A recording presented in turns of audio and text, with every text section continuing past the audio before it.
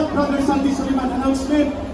Ang dalawang bases po ng mga lugaw, andun po sa tulo. Pwede na kayong pumunta, tingnan-dalawa, pumatay kayo, pinag-bitbitin sa inyong bahay. Okay? Lugaw, dito lang po sa lali. Huwag nang isama ang kapitbahay. Papuntahin na lamang dito ang kapitbahay nyo. Okay, number 2, ang gusto magsalita, pwede pumunta kay Kuya Eric dito sa gilid. At ang pangatlo, may programa tayo hanggang 4 a.m. ito. Bukas, magdamagal ito. Dahil unlimited ang Zumba Ladies Protest. Maya-maya po, sasayaw sila muli ng Zumba Protest mula sa Zumba Ladies. Pakinggan muna natin muli ang boses ng isang retiradong general, si General Daos, mula sa PC, INP at DILG, naglingkod ng 40 taon halos sa ating bayan. Magandang umaga ulit sa inyo, mga kapwa ko Pilipino, mga kababayan.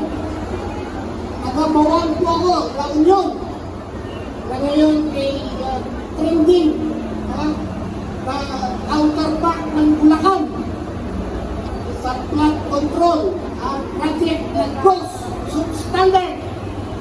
Pangalawa, ang bawang po na pintahan ni Secretary Gates. Tumawag sa akin kanina ang asawa ko. Nag-text sa akin ang mga kamag-anak ko. Bakit nandiyan ka? Bakit mo kinakalaban si Marcos? Ilocano ka, sabi niya. Kaya ka-regional ko. Ilocano ko. Ilocano ka. Hindi. Pero, hindi ko mo Ilocano ka. At Ilocano ko ay hindi ako iibo. Dahil, regardless of your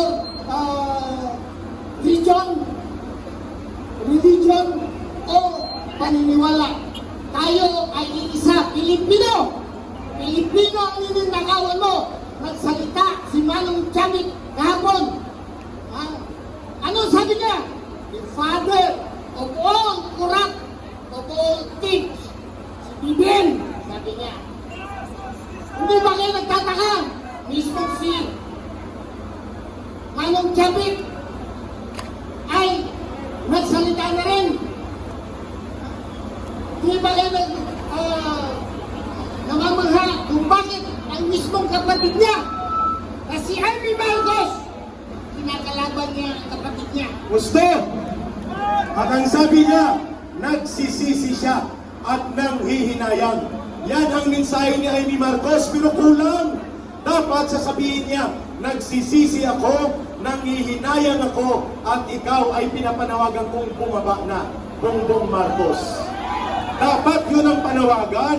Sabi ni Amy Marcos, General Daos, nagsisisi ako, nanghihinayang ako, kung bakit nangyari ito kay Bongbong Marcos. Pero kulang yun.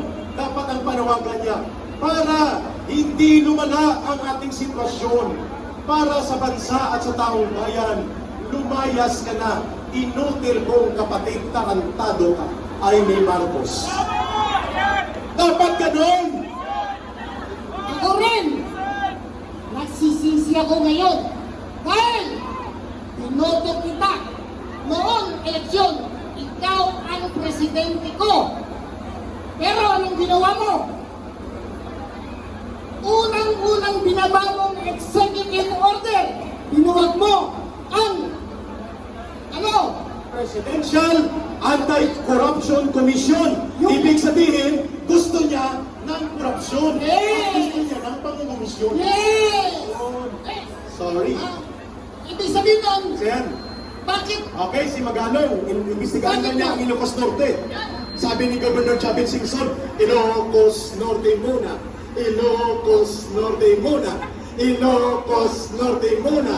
Ayun ang sabi ni Governor Chavit Singson. Kasi ang kontraktor na sindikato ng mga Diskaya at iba pa, kontraktor din daw, General, ni Sandro Marcos at ni Bongbong Marcos.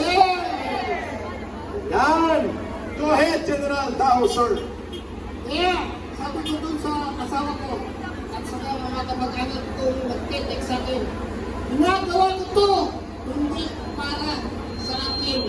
Ito ay para sa mga apo, para sa mga kabataan, at para sa kinabukasan ng Pilipinas. Para sa ating mahal na bansang Pilipinas, tayo ay maninindigan, tama ka, General, kasama niyo ang mamamayang Pilipino.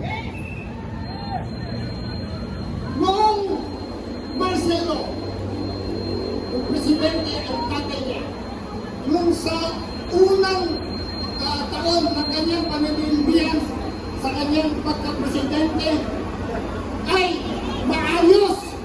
Idol na idol ko, si Marcos Sr.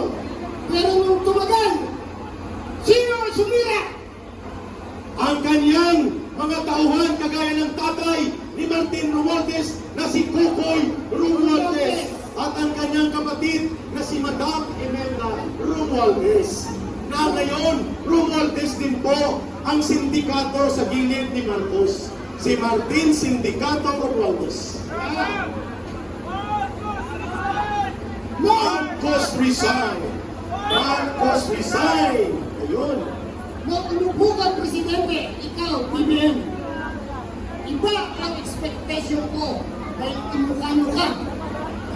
Sinsik ang mga Ilocano, karamihan ay mga sincere sa kanyang gawain, sa kanyang pananalita. May isang salita. May isang salita. Pero ikaw, number one kang sinungaling. At mambubudol sinungaling.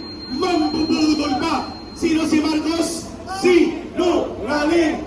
Mambubudol pa. Sino si Marcos? Sinungaling. Mambubudol pa. Hindi niyo narinig?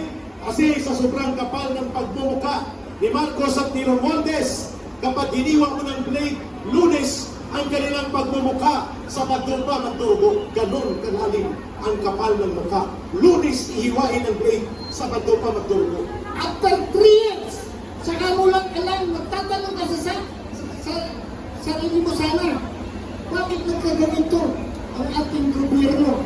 Tanongin mo sana